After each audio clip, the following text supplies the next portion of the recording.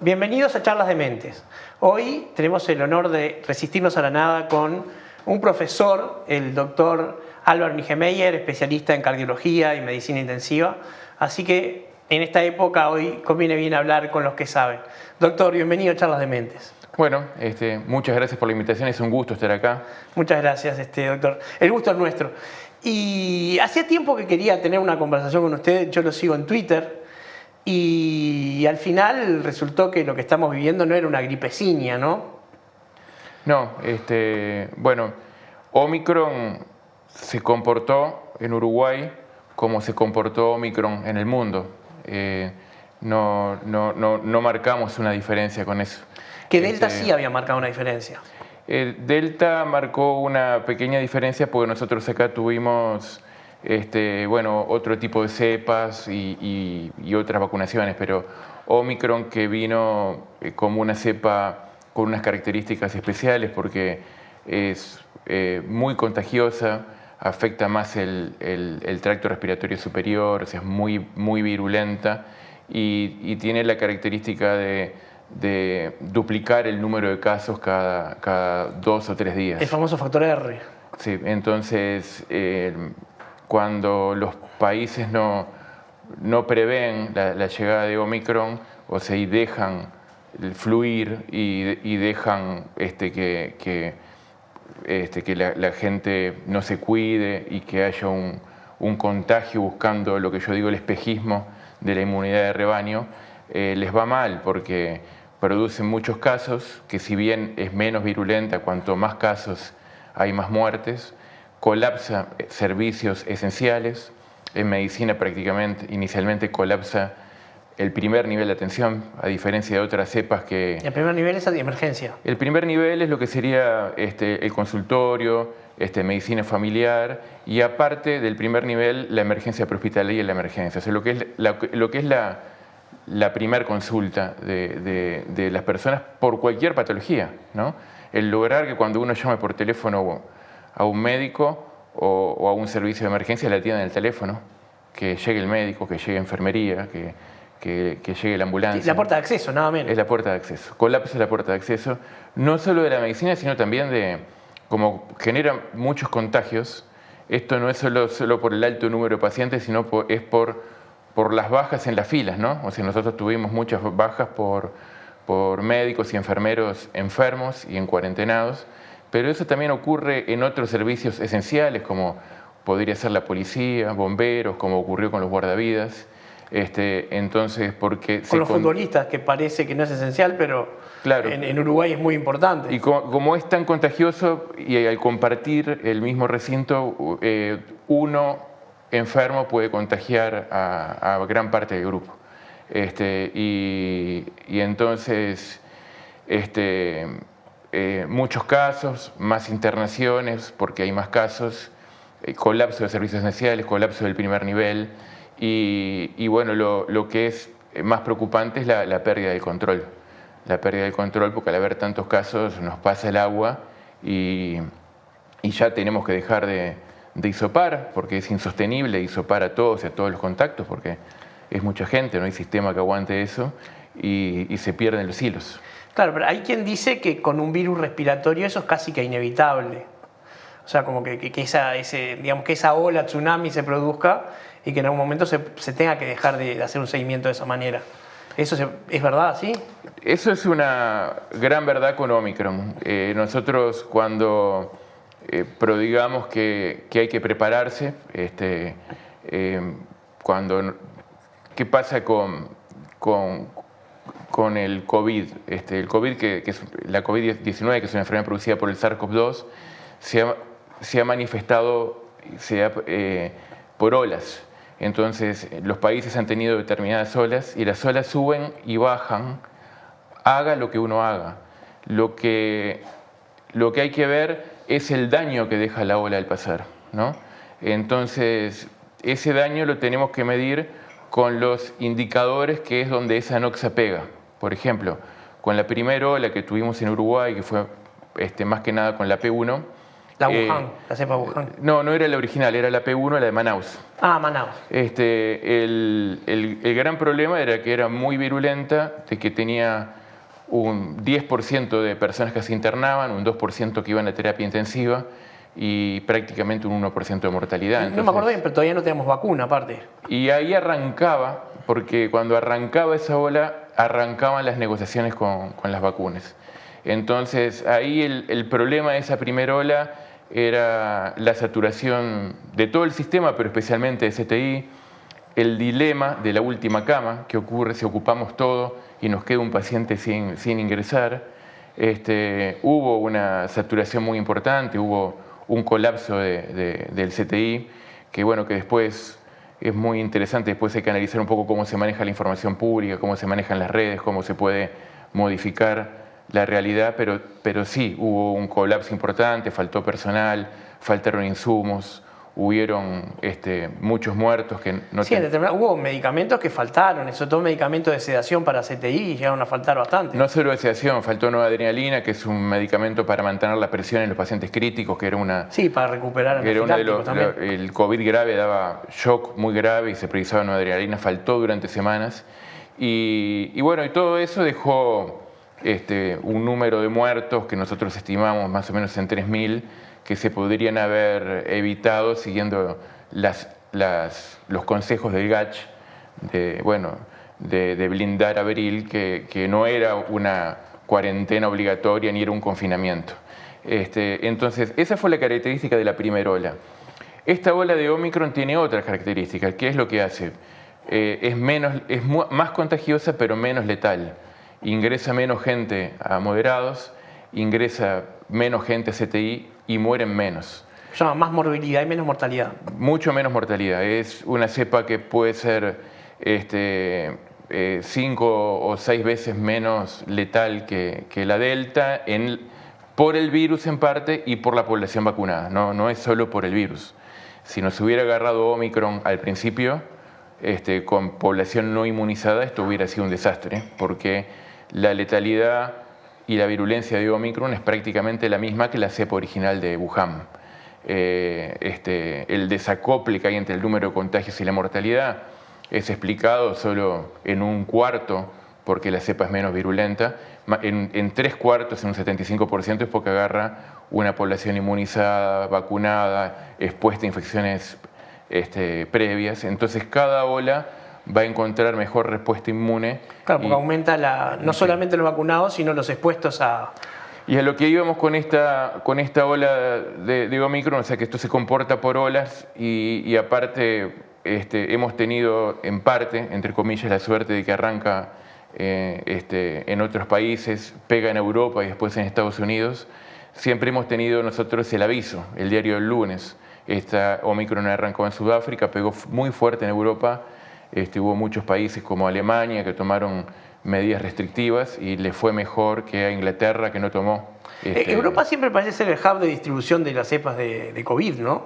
Y puede ser el tema de los vuelos, ¿no? Cuando uno sí, ve, seguramente. Claro, cuando uno ve este virus se transmite mucho por el aire, los aviones y los aeropuertos son no solo un lugar por donde el contagiado viaja, sino que contagia a otros.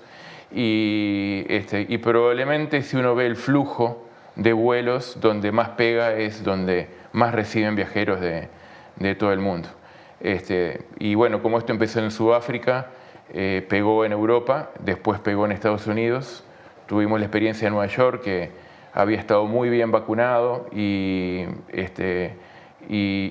casi no tenían casos, y cuando llegó Omicron tuvieron que cerrar algunas actividades, sobre todo las vinculadas a la aglomeración. Y acá acá sabíamos lo que iba a pasar y teníamos la oportunidad de prepararnos. Y lo que nosotros decimos, prepararnos para evitar la ola, no. de ninguna manera. Nosotros, el ser humano no tiene la capacidad en este momento de evitar que venga una ola como la de Omicron, que fue un virus hipercontagioso que conquistó el mundo en un mes. Lo que decimos es que tú estás en la playa y viene un tsunami y bueno, por lo menos protegete. Y cuando nosotros sabíamos a mediados de diciembre que venía esta ola de Omicron, nosotros ¿qué es lo que pedíamos, digamos, como científicos, como académicos?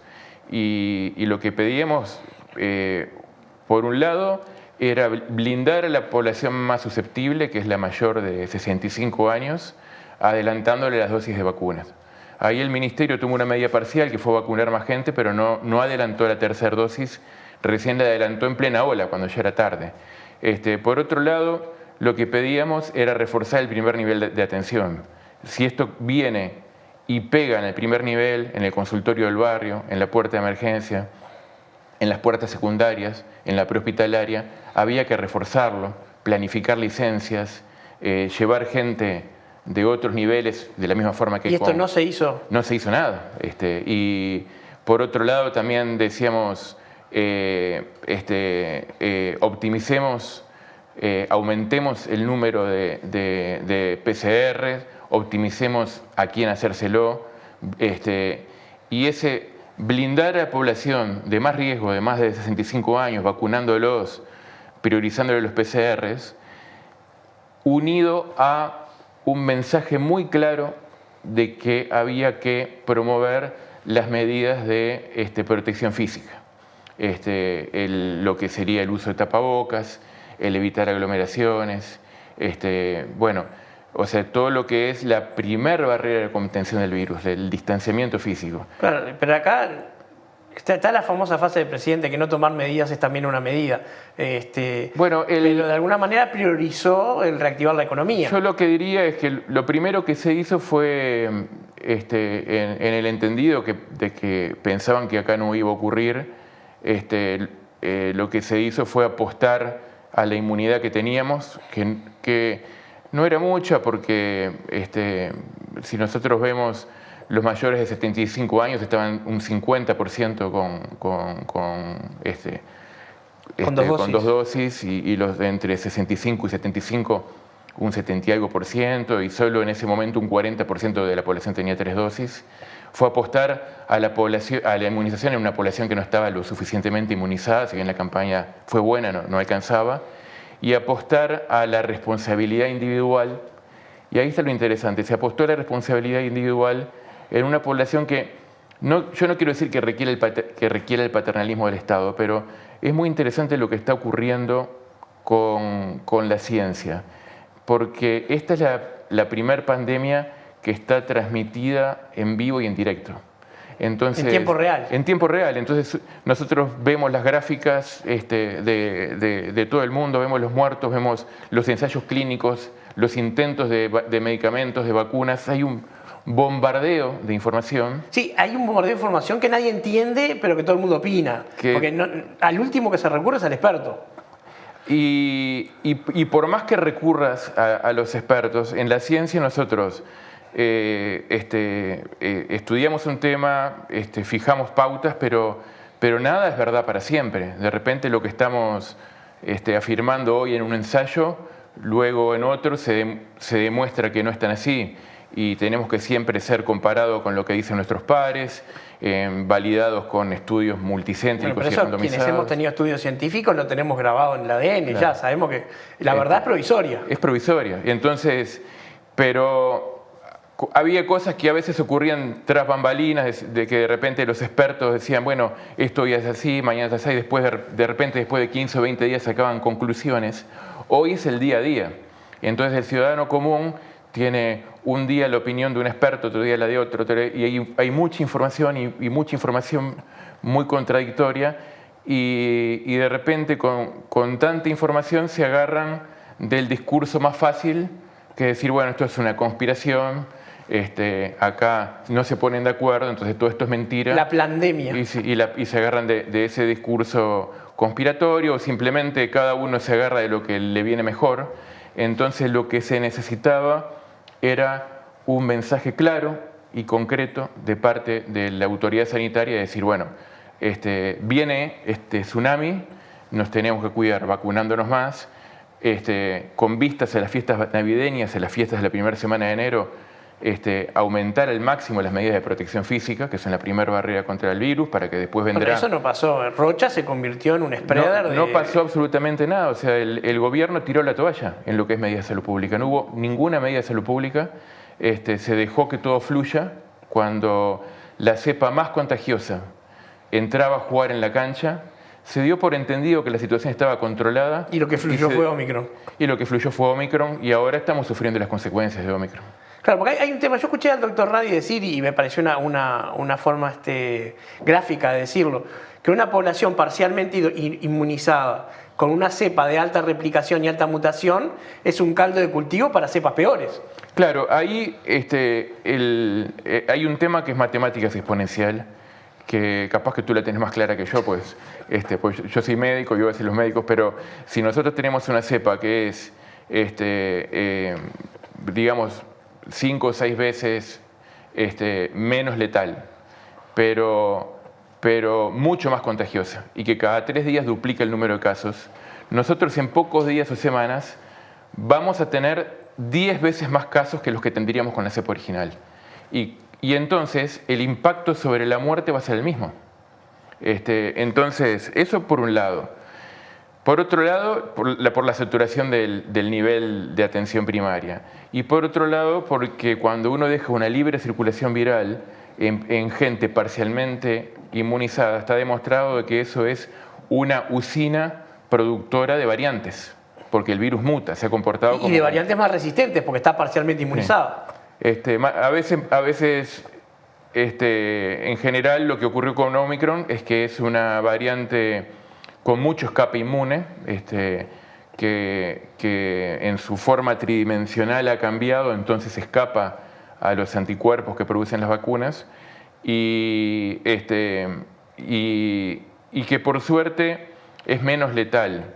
Y uno dice, pero entonces la vacuna no sirvió para nada porque viene una variante que escapa. No, la vacuna sirve mucho, porque la vacuna, si bien hay un escape inmune y no se enferma, la vacunación, sobre todo con 3 dosis y con una de ellas de vacunas RNA, protege 90% frente a enfermedad grave y muerte. Que ese es otro concepto a destacar. No protege 100%. No protege 90%. Entonces, si yo tuviera... Es que el 100% en biología no existe. No existe, pero en el imaginario de que el 100% de mi población estuviera inmunizada, igual habría casos. Y cuanto más inmunizada esté, más casos voy a tener en vacunados. Sobre todo cuando los vacunados son la población más frágil. Es que se requirió varias décadas de vacunación obligatoria para erradicar la viruela, que era un virus altamente contagioso y letal en grado extremo, pero requirió muchísimo tiempo y que no era respiratorio, además, tenía otra forma de contagio. Entonces, con un virus respiratorio va a ser imposible, vamos a tener que pasar a endemia, que eso es lo que la OMS está diciendo, que tiene esperanzas de que la ola Omicron inmunice mucha población y haga lo que la vacunación, digamos, voluntaria no logró. Le voy a contar algo. El otro día, sabrá usted quién es el doctor Salle Lorier. Sí. Salió en un vivo por Zoom y estaba destrozado. Tenía unos síntomas respiratorios que no podía ni hablar. Según él era alergia. Pero quien lo veía y quien ha tenido alergia sabe que eso muy probablemente no fuera alergia. Pero tenemos una persona que no se cuida en edad de riesgo, que estaba víctima de un síndrome respiratorio tremendo que tenía toda la pinta de ser una gripeciña. Sí, ojalá, digamos, no se enferme. Ojalá no se enferme, por supuesto. Porque está dentro de la población más frágil de tener... Pero es una persona que ha propugnado que seguramente mucha gente se haya enfermado. Salle Lorier pasó de ser, digamos, un veterano en el buen sentido, ¿no? Simpático, a un peligro para la salud pública.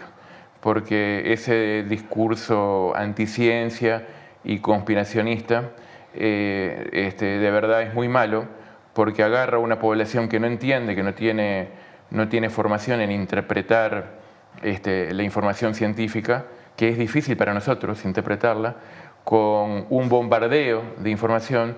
Entonces, con ese discurso seductor y simplista de que esto no existe y que esto es una pandemia, capta muchos seguidores. A veces con fines políticos, porque ni siquiera creo que lo haga con... No, yo estoy seguro que está buscando construir una plataforma para llegar a diputado, claro, que estuvo a punto, pero no llegó. Pero sí, realmente es un peligro para la salud pública, igual que algún colega y que algún parlamentario, porque lo que justamente ellos no hacen lo que la ciencia hace, porque la ciencia lo que hace es todos los días cuestionarse si lo que estamos diciendo es verdad. Es que si ya son dueños de la verdad, ¿para qué van a seguir buscando? Nosotros todos los días tenemos que estar revisando, chequeando, estudiando y nada es todo para siempre, digamos, nuestra verdad va cambiando porque no hay una verdad absoluta. Tenemos que irlo chequeando y más con un virus que muta y que va cambiando. Entonces, ellos se aferran a un discurso seductor, simple pero que es peligroso. Es peligroso porque hacen que mucha gente no se cuide, hace que mucha gente no se vacune y mucha de esa gente va a morir por seguir ese discurso. Pero lo que pasa es que, entre otras cosas, es un discurso refractario a los hechos. Ese parlamentario que usted mencionó sin nombrarlo, César Vega, lo voy a nombrar yo, sí. Llevó gente al Parlamento que supuestamente se le pegaban tenedores por la magnetización de la vacuna, que después ahí me explique cómo 2 microlitros pueden lograr ese efecto en un cuerpo de 90 kilos. Y después cuando les preguntaban a esas personas con tenedores pegados, no se habían vacunado. No se habían vacunado. Entonces la vacuna logró la magnetización sin vacuna. Pero bueno, igual arreglan el discurso para... Se hablaba del contagio de la magnetización. Podríamos tener unas usinas generadoras de electricidad si lográramos eso, maravilloso. Doctor, se nos fue el primer bloque. Nos espera, volvemos enseguida. Sí. Nos seguimos resistiendo a la nada con el doctor Álvaro Niguemeyer.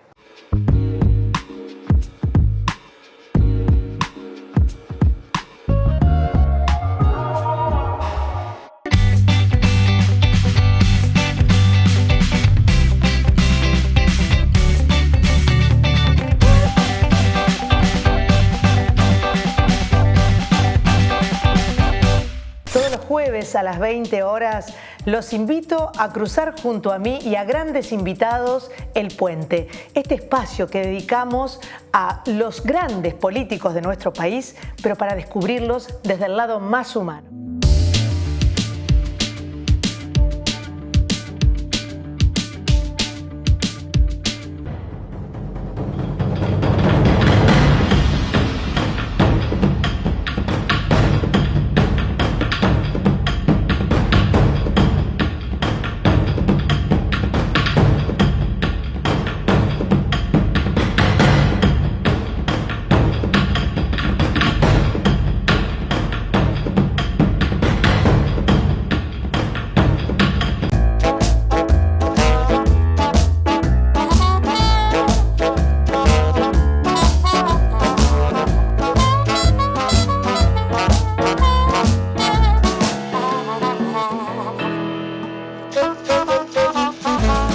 Proba una gran hamburguesa, como vos la querés. Signature Collection by McDonald's presenta la nueva American Barbecue, ahora también con 3 carnes. Sabor premium, sin tanta pose. Muebles Da Vinci, fabricación de living nacional, trabajos a medida, gran variedad de telas a tu elección. Contactanos a través del www.mueblesdavinci.uy, @mueblesdavinci o al 098 60 0069.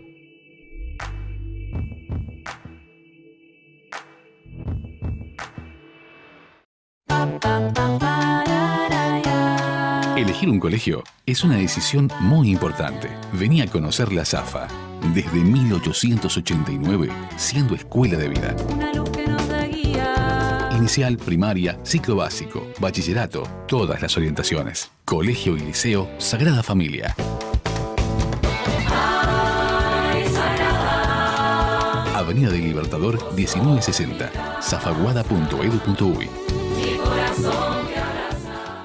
Hoy para UNAJPU no es un día más.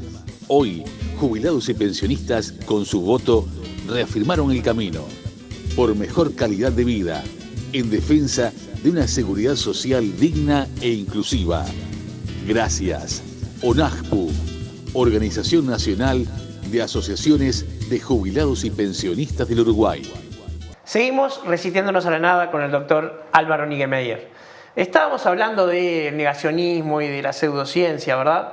Y habíamos quedado un poco, digamos, en el tema de cómo la ciencia no solamente tiene dentro de sus pilares fundamentales la provisionalidad de las verdades, sino que también tiene la contrastación fáctica. O sea, la ciencia opina sobre hechos, no sobre videos de YouTube o sobre esa argumentación falaz de asignarle evidencia a algo que en realidad debe ser probado, lo que se llama la petición de principio. O sea, no es, por ejemplo, como dicen los negacionistas, investigar. Cuando dicen investigar, quieren decir mirar videos de YouTube. No ir a un laboratorio y encerrarse 3 años para lograr evidencia fáctica. Pero la pandemia de COVID nos obligó a tener que sacar conclusiones muy rápido también. Eso es un hecho. Tuvimos que ir aprendiendo sobre la marcha. Hubo una fuerte inversión de la pandemia. Desde el punto de vista político es muy interesante, pues se pasó de una tendencia en el mundo a tener menos preocupación del Estado en los problemas de salud y desarrollo, tratando de llevar más a un liberalismo, a tener una fuerte inversión en investigación y en salud para poder controlarla, sobre todo por los efectos económicos que tenía la pandemia. Y porque más que el número de muertos, que fue terrible, la pandemia paralizó el mundo desde el punto de vista de la economía. Es que creo que fue el único evento global de los que tenemos 50, 60, 70 años hemos vivido en nuestra vida. Porque ni la Segunda Guerra Mundial fue un evento planetario. Esto va a quedar en los libros de historia, no nos estamos dando cuenta. Y inicialmente, desde el punto de vista social, fue brutal, porque si bien el número de infectados y de muertos fue muy grande, hay otras pandemias como las enfermedades cardiovasculares, los accidentes de tránsito que te matan mucha gente. Las enfermedades no transmisibles. Las enfermedades no transmisibles, pero el gran dilema que le generó a los gobiernos era el no tener una cama donde asistir a sus ciudadanos. O sea, muchos países del primer mundo, como Italia, como España, colapsaban y no tenían una cama de CTI, donde poner a sus pacientes. Y eso realmente llevaba a confinamiento para poder no caer en esa situación y a una afectación de la economía brutal. Entonces, del punto de vista político es muy, muy interesante. También es interesante ver cómo algunos gobiernos se aferraban a las teorías negacionistas, como Trump o como Bolsonaro, y a Trump probablemente eso fue lo que le costó la reelección, porque tuvo efectos tan desastrosos en lo que fue mortalidad y contagios en Estados Unidos. Es que Trump no hubo una teoría conspiratoria que no se subiera, tomaba ivermectina, dióxido de cloro, se subía todo. Él se subió todas, pero cuando se enfermó lo llevaron en un helicóptero a un hospital y le dieron lo que la ciencia... Lo que había que darle, claro. Lo que había que darle, que no era medicación accesible al ciudadano norteamericano común en ese momento, como por ejemplo los anticuerpos monoclonales, como el Regeneron, que contra aquella cepa eran muy buenos, ahora la OMS los bajó, porque contra Omicron no pegan. Es que son sumamente específicos, sí, ¿no? Entonces, es parte de todo, es parte de sectores políticos que agarraban ese discurso atractivo que generaban muchos adherentes, que le gritaban a su tribuna, porque entonces a su vez su tribuna lo festejaba y eso hacía que fuera cada vez más intenso el discurso, pero que la realidad les pasó por arriba. La saturación del sistema, el número de muertes, realmente les pasó por arriba. Y incluso ahora también hay demandas, hay juicios por lo que fue el manejo de la pandemia. ¿Juicios a los estados? A los presidentes. Pero bueno, es interesante verlo también yo no soy un analista político, pero es interesante verlo del punto de vista político, cómo se comportó cada gobierno. Bueno, de hecho, fuera de Uruguay, vamos a meternos dentro de Uruguay porque sería para generar esta discusión, el presidente de la calle es muy bien visto porque logró generar, entre otras cosas, una política de vacunación que ni Argentina ni Brasil lograron generar. Solamente Uruguay y Chile se mantuvieron a la cabeza de la región en en una política, digamos, consistente de vacunación. Uruguay tuvo dos cosas que nosotros destacamos mucho, que fueron fundamentales, que también hay que ver el contexto, ¿no? Pero tuvo dos cosas fundamentales, que una fue crear el GACH como un equipo asesor independiente del poder político, que eso generó confianza en la población y hacía que de verdad nosotros nos cuidáramos sin que nos tuvieran que estar obligando, sin que nos estuvieran multando, sancionando, como ocurría en Europa, que si salías en cuarentena a la calle te ponían una multa. Sí, había. Acá no fue necesario. Si uno tenía un perro, tenía permiso de dar una vuelta a manzana, había limitaciones que en Uruguay parecen desafiantes. Fue tremendo y realmente tampoco fue muy útil eso. Y entonces la creación del GACH y la campaña de vacunación, que si bien costó arrancar, pues bueno, cuando Chile arrancó en diciembre, nosotros arrancamos en marzo, luego fue muy rápida, muy democrática, sin estar beneficiando sectores ni amigos, muy ordenada. Ahí es donde los mensajes políticos funcionan. Cuando el presidente dijo, donde toque y la que toque, refiriéndose a cuándo se va a vacunar él, ahí es donde el mensaje del que está a cargo funciona, ¿no? Realmente en eso Uruguay fue un ejemplo y bueno, luego vinieron algunos hechos que nosotros vemos como negativos, como cuando en el momento en que el GACH plantea tomar algunas medidas de restricción que no eran ir al confinamiento, sino bajar la circulación para evitar la enorme ola que tuvimos y la saturación del sistema de salud. El famoso blindar abril que usted decía hace rato. El famoso blindar abril, que realmente hubiera sido muy bueno, pero en algún momento en que los que estamos trabajando por la vida y por la salud y reclamamos las medidas, ahí el presidente cometió un error muy grande que fue meter el término caranchos, como que nosotros nos beneficiábamos de los muertos y se los queríamos tirar a él en una especie de política partidaria, cuando en realidad yo soy médico intensivista, yo lo que quería era ir al CTI y tener los pacientes que puedo atender. Bueno, pero lo que pasa es que justamente a los políticos no se les muere gente, se les mueren los médicos. Claro, ellos capaz que no tienen el contacto, el contacto que tenemos nosotros con la COVID tiene una dimensión humana que es difícil de transferir, porque no era solo la muerte, sino que era la muerte en aislamiento, la muerte en soledad. Muchas veces se moría una persona y su cónyuge estaba en cuarentenado porque también estaba sufriendo COVID, no lo veía morirse, no le podía tocar la mano, no podía ir al entierro. Entonces la dimensión humana de la COVID es brutal. Entonces cuando nosotros a veces reclamábamos aflojar un poco para evitar que eso venga, polarizó mucho el generar un insulto. Y eso generó cierta antipatía del sector académico con el que tiene el poder político de turno, porque cuando realmente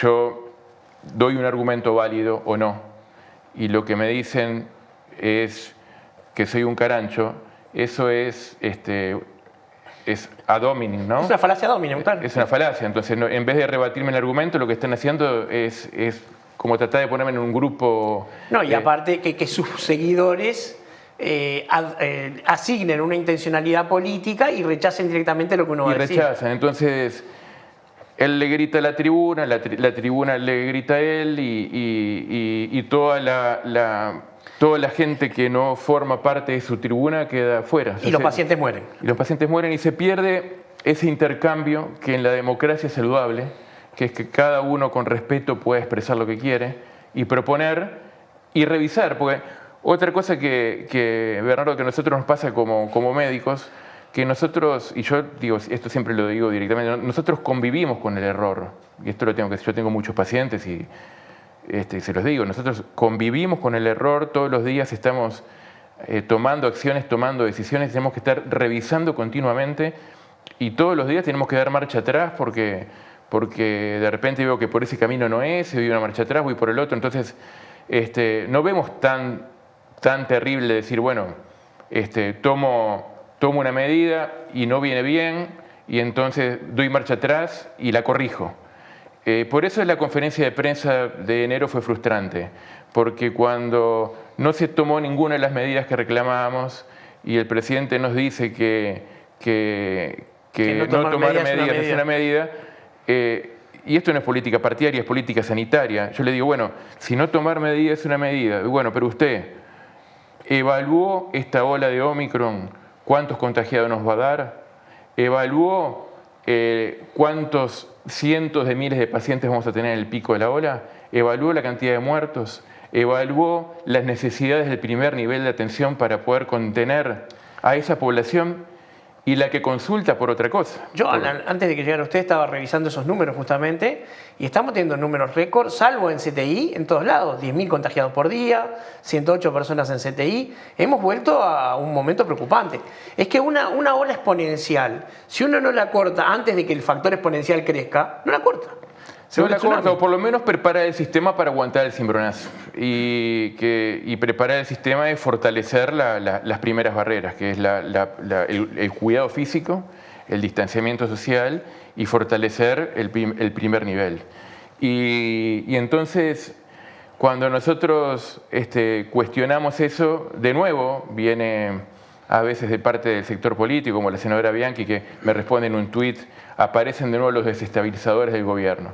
Digo, no quiero desestabilizar el gobierno, yo quiero que le vaya bien al gobierno. Pero ya doctora también, ¿eh? Bueno, abogada, pero abogada, bueno. Sí. No queremos que nos vaya bien. Cuando en el primer año de la pandemia Uruguay fue ejemplo en el mundo, nosotros nos reuníamos con colegas de otros países, bueno, ya por Zoom, porque ya eran congresos por Zoom, y comentábamos con orgullo la experiencia uruguaya. La experiencia uruguaya de cómo nos cuidamos, del GACH, de cómo evitamos esa primera ola. Porque si le va bien al país, nos va bien a todos. Y bueno, pero en ese sentido yo creo que de verdad uno puede decir no tomar medidas es una medida, pero evaluar la que se viene, prepararse para la que se viene, lo cual no ocurrió. Y de nuevo viene el quiebre, de nuevo viene el insulto, de nuevo vienen los agoreros del desastre. Entonces, de nuevo viene la falacia ad hominem, diciendo, la falacia del otro lado. Lo que me dice él, porque nos vienen de los dos lados, nos vienen de los negacionistas y nos vienen del poder político de turno. Entonces, lo que pasa es que vamos a entenderlo, no es que estemos en un estado de anomia o de desconcierto del gobierno. Hay una política clara de priorizar la economía, que de última estaba dentro de la plataforma del gobierno, solo que cuando fueron elegidos nadie soñaba el COVID. Y es discutible, no, pero es una política. Pero del otro lado de los negacionistas lo que hay es un delirio completo, ¿no? Yo lo que diría es que los negacionistas son un peligro para la sociedad y para la salud pública. Yo estoy completamente de acuerdo. Lo otro es una forma de gobernar que, exacto. Bueno, que es respetable. Y que las urnas validarán o refutarán en su momento. Y que nosotros podemos opinar desde la política sanitaria. Porque si algo tiene Uruguay, y de eso me congratulo siempre, es una república sana. Sí, y aparte tenemos autoridades que digamos que en el acierto o en el error han trabajado mucho en el tema, que se han preocupado y se han ocupado, y que nosotros, como la otra vez yo comentaba en un programa, de repente cuando hablamos estamos criticando porque ocurre por un tema del periodismo, es que nos llaman cuando las cosas van mal, pero capaz que si hubiéramos estado hablando en octubre estaríamos destacando los logros, ¿no? Entonces, sí, realmente es una forma de gobernar, uno lo critica en una buena, pero también hay muchísimos aciertos y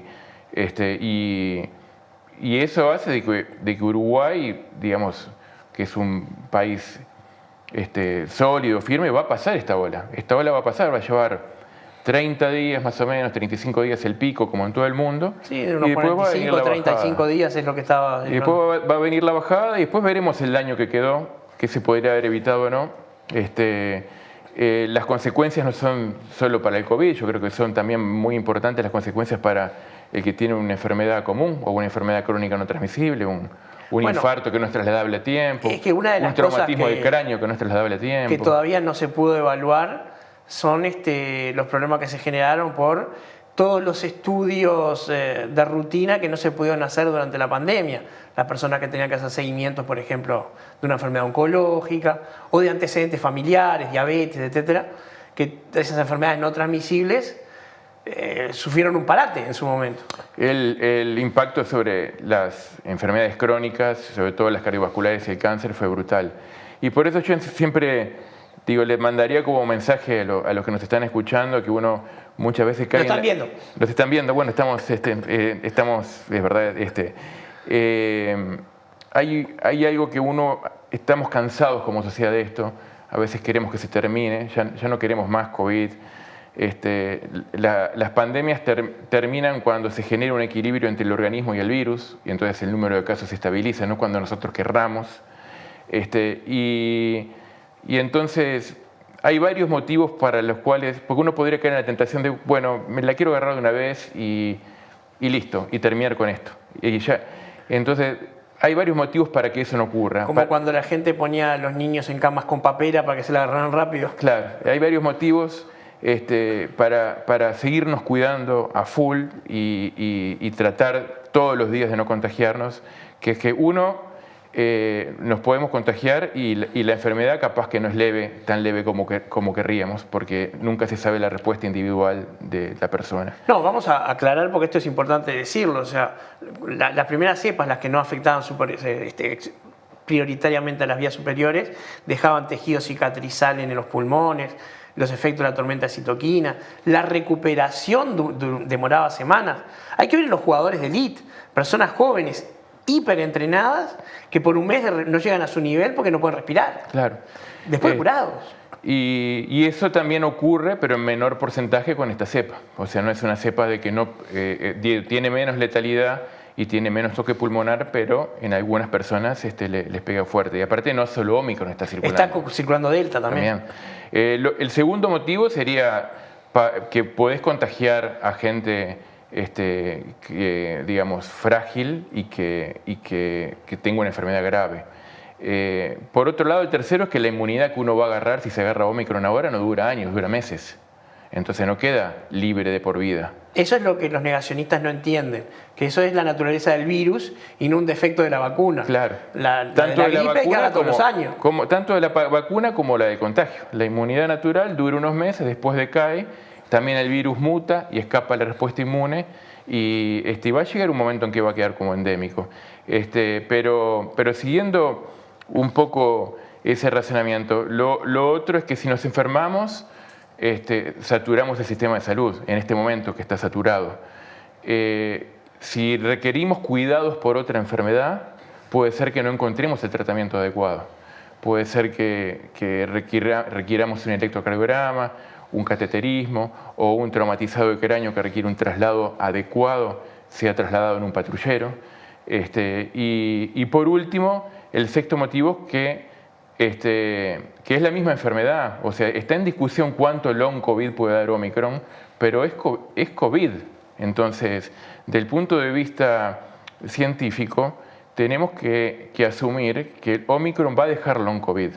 En un porcentaje. El long COVID es un síndrome crónico que da una afección... long de largo. Long de largo, que es la persistencia de síntomas meses luego de COVID, con fatigabilidad, con falta de aire, con trastornos neuroinflamatorios, disminución de la capacidad de concentración, amnesia, en el cual algunas de las personas que sufren COVID luego demoran meses en poder reintegrarse a una actividad laboral plena.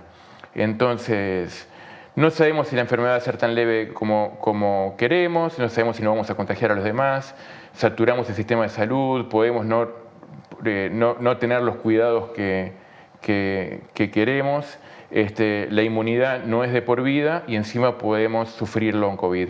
Eso, digamos, serían los 6 motivos para decir, bueno, no vayamos a buscar el Omicron ahora. Tratando de buscar el espejismo de la inmunidad de rebaño. Claro, porque la inmunidad de rebaño es un concepto teórico, no una realidad epidemiológica. Sí, por lo menos es un concepto teórico y que en los países que han apostado a eso demostró no funcionar. Claro. Aparte, hasta como metáfora no funciona, porque los rebaños, la idea de la inmunidad de rebaño es que los rebaños se protegen de los depredadores juntándose, pero cuando se juntan se vuelven vulnerables a las enfermedades. O sea, propagan enfermedades de la especie justamente por la compactación de la población. Doctor, se nos fue el tiempo, le agradezco muchísimo la visita. Esperemos que nos sigamos cuidando y quizás para una próxima charla podamos dedicarnos a otro tema. Es un gusto y muchas gracias por la invitación. Muchas gracias. Hoy nos resistimos a la nada con el doctor Álvaro Niggemeier. Nos vemos en Ideas que no entran en 280 caracteres.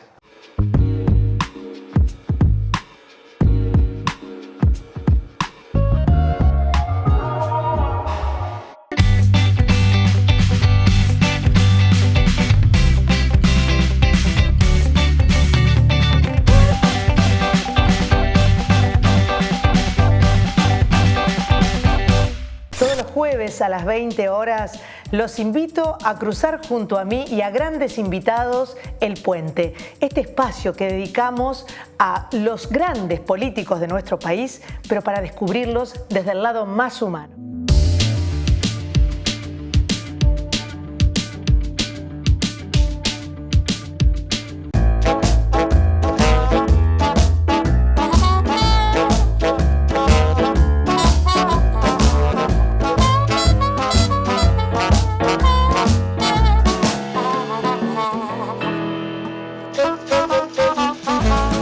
Proba una gran hamburguesa, como vos la querés. Signature Collection by McDonald's presenta la nueva American Barbecue, ahora también con 3 carnes.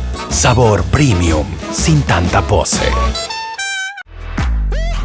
Muebles Da Vinci, fabricación de living nacional, trabajos a medida, gran variedad de telas a tu elección.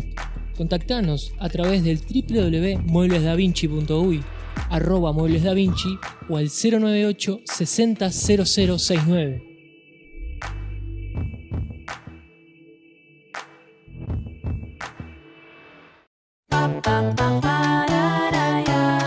Elegir un colegio es una decisión muy importante. Vení a conocer la SAFA desde 1889, siendo escuela de vida. Una luz que nos da guía. Inicial, primaria, ciclo básico, bachillerato, todas las orientaciones. Colegio y Liceo Sagrada Familia.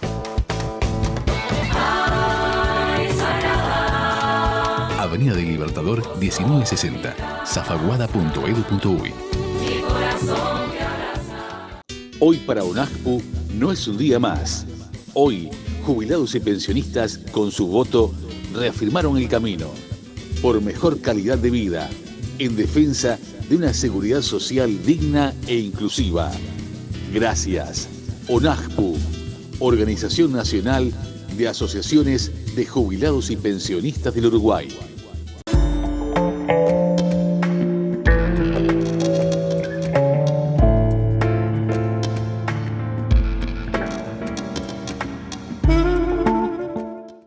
Bienvenidos a Ideas que no entran en 280 caracteres.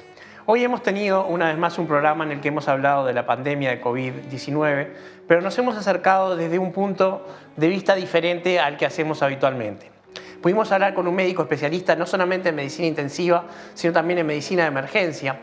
Y eso nos dio la posibilidad de ver qué es lo que realmente pasa con las personas cuando lamentablemente se enferman de COVID. Tenemos que entender que un paciente es una persona que depende del médico y de su habilidad para poder ser curado, eso lo sabemos todos. Pero lo que no solemos pensar es que el médico, para poder hacerlo, tiene que tener todos los elementos a su disposición. Y la mejor manera de que esto ocurra es, por supuesto, como decía el doctor, no saturar los sistemas de salud. Y ahí cabe preguntarnos lo siguiente: ¿eso qué tiene que ver conmigo? ¿En dónde está mi responsabilidad en el hecho de que los sistemas de salud se saturen o no? Y la respuesta a eso es muy sencilla. La responsabilidad es justamente eso, la parte que nos toca a nosotros en hacer que los resultados cambien. Mucha gente, por ejemplo, se resiste a utilizar las mascarillas. Yo en este momento no estoy utilizándola porque estoy grabando un programa de televisión. pero habitualmente cuando estoy entre gente la uso. Si estoy solo en mi auto no me la pongo, cuando salgo y voy a entrar a un edificio público me la pongo, en mi casa por supuesto tampoco la utilizo. No es una gran molestia, pero sí es una manera. Sí, podríamos discutir la efectividad de una mascarilla quirúrgica simple para evitar contagios. Es más útil para evitar que una persona contagie a otras que para evitar el efecto inverso, esto es, que otra persona infectada me pudiera contagiar a mí. Eso no lo discutimos. Pero también es una manera de generar tranquilidad, porque si todas las personas en un ambiente público están utilizando la mascarilla, eso hace, aunque más no sea por cortesía y por civismo, que todas puedan estar tranquilas dedicándose a lo que tienen que hacer y que además efectivamente baja a un 15% la posibilidad de que una persona que estuviera infectada, recordemos que infectado en este caso no quiere decir enfermo, las personas pueden estar infectadas y ser asintomáticas, pero igual contagian. Entonces decía, eso baja a un 15% la probabilidad de que esa persona enferme a otras. Y en un edificio, pongamos por caso, la sucursal 19 de junio del Banco República. En ese banco hay cientos de personas. Es un hecho que muchas van a estar infectadas y por lo tanto diseminando el virus. Entonces, si todos utilizamos el tapabocas, la posibilidad de que se genere un foco solamente porque alguien entró a ese banco baja. ¿Eso hace que sea imposible que se genere? No. De la misma forma que las vacunas tampoco imposibilitan que una persona se enferme o incluso se muera. Yo no sé de dónde salió la idea de que las vacunas nos pueden hacer inmortales. Eso no ocurre. En biología y en medicina por extensión y en química farmacéutica también por extensión, no existe el 100%. No se puede garantizar que en 1.000 millones de personas los 1.000 millones de resultados van a ser idénticos o todos positivos. Eso no existe. Si intentáramos hacer eso, la civilización se paralizaría, porque los eventos adversos ocurren siempre. El tema es que la ciencia trabaja y se corrige y hace un proceso de iteración que está constantemente corrigiendo los pasos anteriores para evitar que esos efectos adversos se multipliquen o sean una cantidad que no se puede manejar. Pero bueno, eso es importante, pero subyace nuevamente la pregunta inicial. ¿Y dónde está mi responsabilidad? ¿Qué tengo que hacer yo? ¿Por qué mi libertad tiene que ser coartada? ¿Por qué no puedo salir a bailar? ¿Por qué tengo que usar mascarillas? ¿Por qué me tengo que vacunar? Y la respuesta es que si en una sociedad todos los individuos se manejan únicamente por lo que desean hacer, la sociedad se cae. Vivir en sociedad impone restricciones por la propia naturaleza de la sociedad. Nadie se pone a discutir que los autos circulan por la derecha y en aras de la libertad individual circula con su auto por la izquierda, salvo que esté en Londres. Si lo hiciéramos, lo que generaríamos sería un masivo choque de autos involucrando y posiblemente hiriendo y matando a mucha gente. Entonces, si no podemos, porque no se nos ocurriría en ningún momento circular a contramano, si nadie, por ejemplo, va a salir en su sano juicio desnudo en agosto por las calles de Montevideo, ¿por qué entonces una medida tan sencilla y tan poco molesta como utilizar una mascarilla quirúrgica simple en un edificio público o en un comercio genera tanta rispidez? La respuesta está primero, por supuesto, en la incapacidad de resistir a la frustración y el bajo nivel emocional que tiene la sociedad actual, que está directamente afectada por las redes sociales. Y la otra está en que el altruismo y el egoísmo están en contraposición desde que la humanidad es tal. Pero siempre la humanidad tenía muy claro cuándo ser altruista y cuándo ser egoísta. Y las dos son necesarias. Pero en este caso, por suerte, en una minoría en Uruguay prácticamente no despreciable, pero sí no significativa, esa minoría se manifiesta por egoísmo o por buscar una épica que su vida no tiene, son los guerrilleros de la no mascarilla o los ayatolas de la no vacuna. En ese caso creen que están haciendo una cruzada simplemente por resistirse a una medida que no pasa más de un civismo y de generar un ambiente agradable para los demás. Porque nadie va a pensar, nadie es tan tonto de creer que las mascarillas pueden contener una epidemia de COVID-19. Son un elemento más y ayudan, junto con el lavado de manos, junto con la sanitización, junto con evitar las aglomeraciones, junto con todas las medidas. Pero bueno, aparte de esa lucha entre el egoísmo y el altruismo, que ya la vamos a ver en un programa próximo, está también el sentido común. ¿Sí? No vamos a caer en ese lugar común de decir que el sentido común y lo común de los sentidos, porque realmente sería una simpleza y no nos gusta caer en eso, aunque mucha gente piensa, cuando cree escuchar sentido común, en eso. El sentido común es la opinión de la doxa, es la opinión de la gente que impone por costumbre o por autoridad su opinión. El sentido común no es la mejor de todas las opiniones. El sentido común es la más difundida de todas las opiniones. Y en ese caso, si todo el mundo o la gran mayoría de las personas nos hemos avenido a utilizar las mascarillas y a seguir todas las otras medidas de seguridad, no utilizarla, en vez de ser un acto de rebeldía, pasa a ser simplemente un acto grosero o de mala educación. Y eso, lejos de tener cualquier épica, es triste y da un poco de vergüenza ajena. No hemos salido, la cepa Omicron es sumamente contagiosa y tiene las posibilidades de que pronto, cuando esta ola ceda, y si se da, como se dio en todo el mundo, la ola Omicron va a ser intensa pero corta, después nos deje en una situación mejor para aflojar un poco las medidas de seguridad. Pero de momento, en el momento más alto de la ola, en el tsunami, cuidémonos y entendamos que si nos enfermamos, podemos enfermar nosotros a nuestros seres queridos, o si nos contagiamos, que sería la expresión correcta. Esto fue Ideas que no entran en 280 caracteres. Nos vemos la semana que viene para resistirnos a la nada en Charlas de Mente. Cuídense.